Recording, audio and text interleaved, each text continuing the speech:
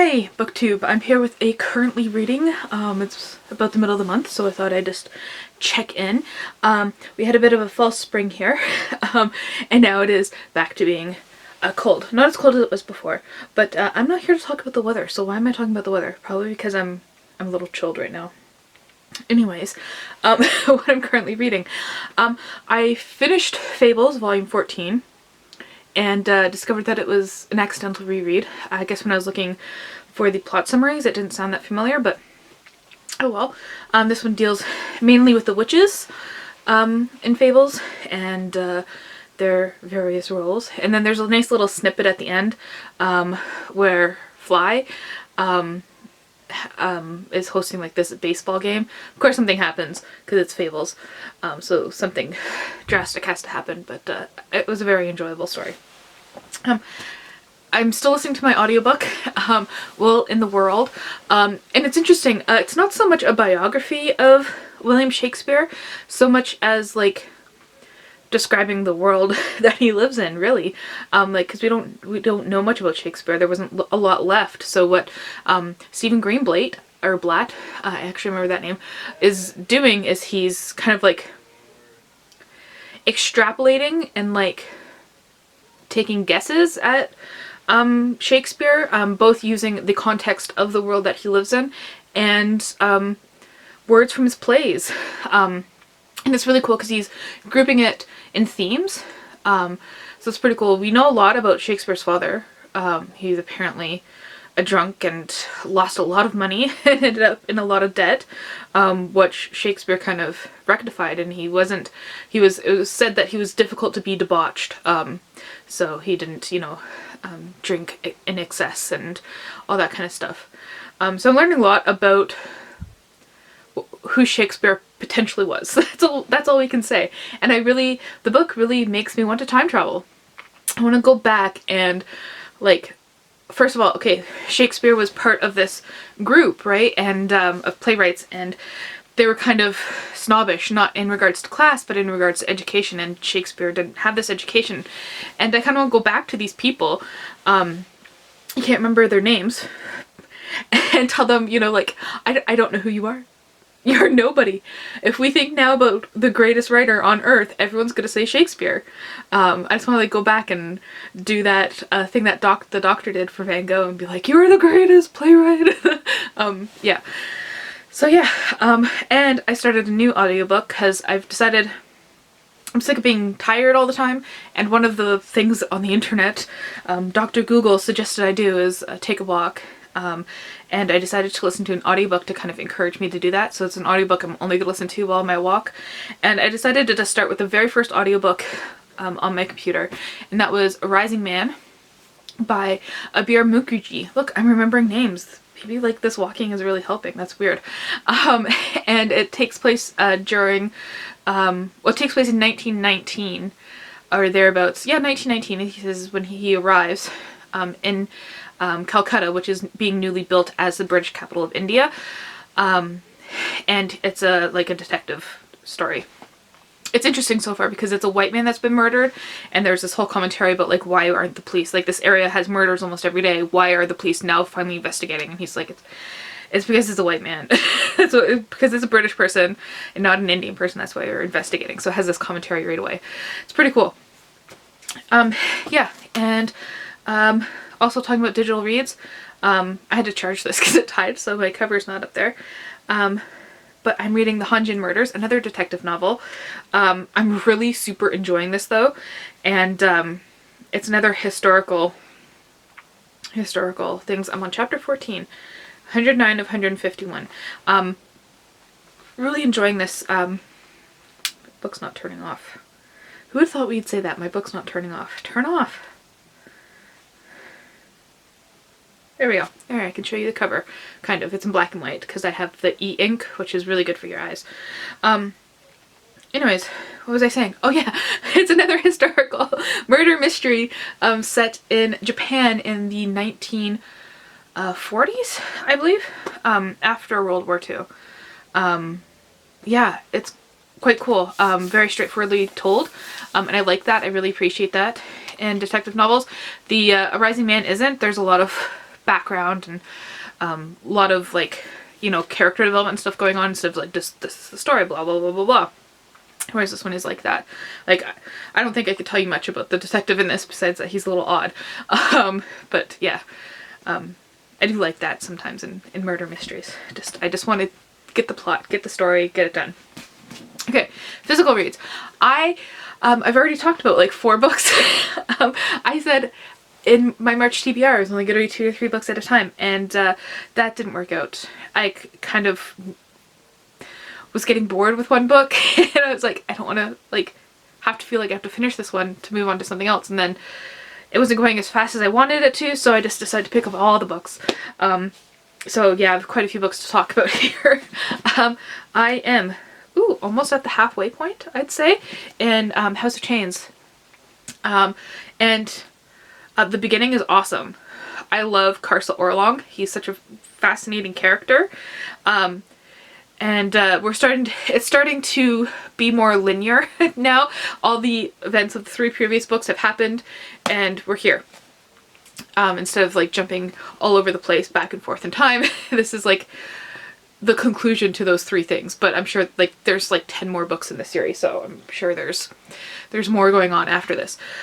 But yeah, and I like how we get both perspectives from both sides of the war.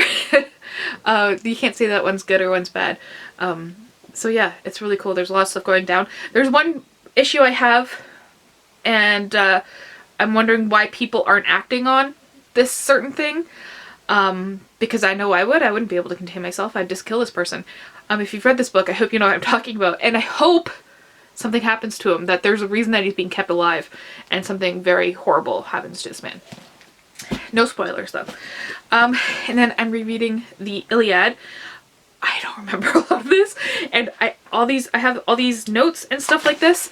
Like, I don't know if you can really see. They're not really notes. They're more just like me underlining and like highlighting things. And I wrote some notes at the beginning here. And apparently I wrote an essay on Diomedes. Now, I didn't remember Diomedes was a character in this, but he's like the primary hero, at least up to book 7 so far. Yeah, he's like the big guy who's just like killing all the Trojans. But yeah, that's going interesting. It's a lot easier to read than you think it is. This one has a few interesting translations when it comes, like Achilles is spelt, I don't know. Achilles is spelled like Akhilleus or something like that, and I'm just like, Achilles? Okay, I think that's Achilles. So that's the only qualm I'm having with this right now. Let me reach over to the other books. Queen of the Damned. This is book 3 in this series. I've read book 1, Interview with the Vampire, and I thought I could just hop into this. And there's stuff that's alluded to that happened in the second book, but I think it's actually mostly covered by the movie, and I've seen this movie a million times. I love this movie. I don't care what people have to say about it. It's awesome. And so far what's happened in the book hasn't happened in the movie. So it's interesting. What we're getting, I'm only on page 102. What we're getting up to that point is just like a series of stories about people that are kind of all interlinked. And this thing about twins with red hair that I don't remember from the movie, but it's been a while since I've seen it. So yeah, that's interesting. Sins of Scripture. I have a lot of thoughts about this. This is not going to convert anyone, unfortunately, to more liberal progressive Christianity. He's only preaching to the choir because he doesn't bring a lot of evidence. He says a lot of stuff. But you have to kind of bring your own interpretation and analysis to it and your own understanding to get really what he says and to agree with what he says. And he doesn't provide any hardcore evidence. It's like, the world is this way because it is that way. That's the way I think it is. Yeah, and like, if you already know that stuff, like if you already know that children are abused, children shouldn't be hit, if you already know that, you know, women should be included in the church, if you already know that homosexuality is not a bad thing, you know, this book just kind of reinforces that, but I don't think it will convert anyone. or provide you with a lot of arguments to pass that on to someone else, if that makes sense. But it's still interesting to read. And it's all about acknowledging the fact that these parts of scripture are in the Bible, and realizing the Bible is not infallible. But, you know, if I've already believed that, but if someone else is of the mind that the Bible is literal and not infallible, I don't think this book is going to convince them. That's ultimately what I'm trying to say. Gonna save the funnest book for last. I'm 45 pages into this, and I really, I feel like I'm still at the beginning. Like, I still feel like you know, I'm enjoying it, but I still feel like I haven't gotten into the story yet. This is Ceremony by Leslie Marmon Silko, and this is about Teo, who's just come back from being a prisoner of war of the Japanese during World War II, and he is part of the Pueblo Laguna tribe, and he's working through healing through PTSD. Well, going through PTSD, and then what happens is he discovers healing through Pueblo myth and ceremony. So yeah, I'm really enjoying it, but it still feels like I'm very much at the beginning, and there's not much progress right now. I DNF 27, which was the comic I selected for this month, and it seemed to be, I felt like it was a little misled. I thought it was going to be about a musician struggling with the fact that he's 27, he has this neurological condition that's affecting his hand, and he can't play the guitar anymore. And he'll probably, you know, join the 27 Club, whether that's through an accidental overdose because he's trying to, you know, addicted to the pain medication for dealing with his nerve conditions, or maybe he'll commit suicide because he can no longer play, or, you know, something will happen, the neurological condition will kill him, and he'll join the 27 Club of all those celebrities that died when they were 27. It turned into this whole science fiction thing, and that was pretty cool, and I was going along with it. I was like, okay, this isn't what I expected, but, you know, I'll still, you know, play along. And then this thing happened completely out of nowhere. So his sister calls him every day and talks to him, and she's, you know, worried about him because he's going through all this stuff. And this whole subplot ends up happening about these children being abducted, and he goes and he develops special powers and he's able to save them. And one of the kids he saves is his niece. And I'm just like, your sister called you every day, and then, like, all of a sudden you're gonna throw in the fact that your niece was abducted and you never talked with your sister about the fact that her niece has been kidnapped? Just like, how did this plot line just, like, come out of nowhere? And at that point I was like, hey, this isn't the book I wanted. It's not going to the depths that I wanted. It has some cool concepts, but, like, this thing coming out of nowhere just shows me that there's not much thought put into any of this. So I DNF'd that, and then I knew that I had this on my shelf and that I've been wanting to read it for a long time. The Black Dossier, The League of Extraordinary Gentlemen by Alan Moore and Kevin O'Neill. I mean, like, it comes with a pair of 3D glasses. So, like, how could I not want to read this? But it's not a very straightforward graphic novel. It's not all just pictures.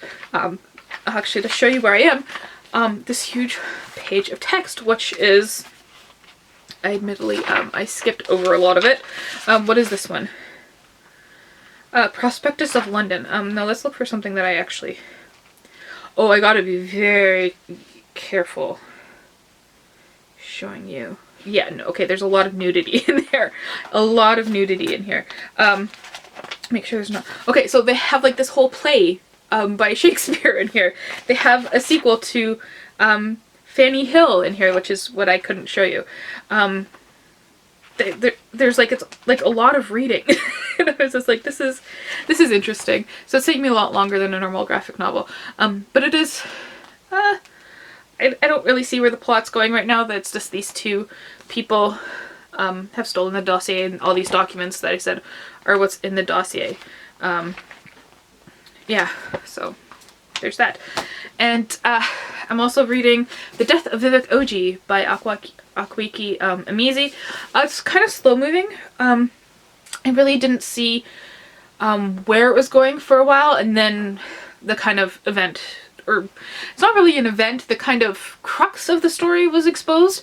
I don't mean crux as in like a crutch, like the thing on which this story pivots was revealed. So I've read Freshwater by her before, and it seems like it deals with some mental health issues, but the mental health issues are linked to Nigerian legends.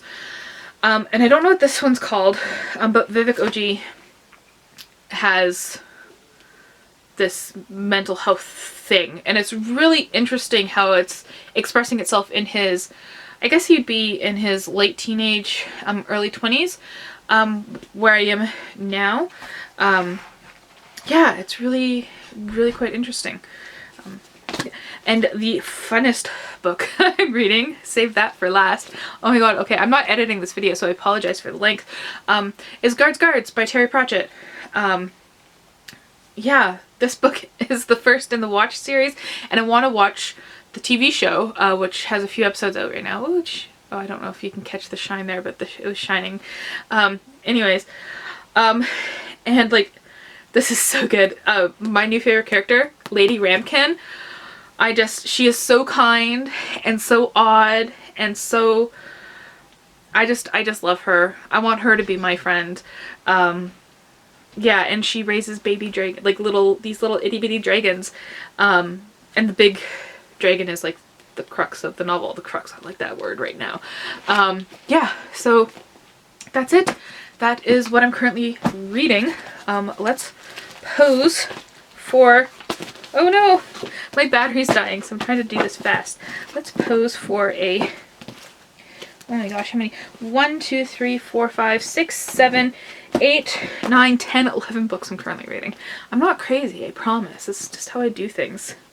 Ta-da! Is that how anyone else does their thumbnails? I know you can't see all the books, so let's try that again.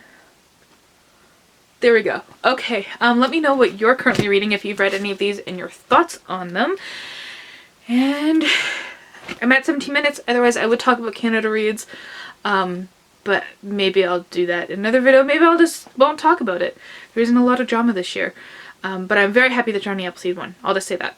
Okay, bye. Thank you for watching.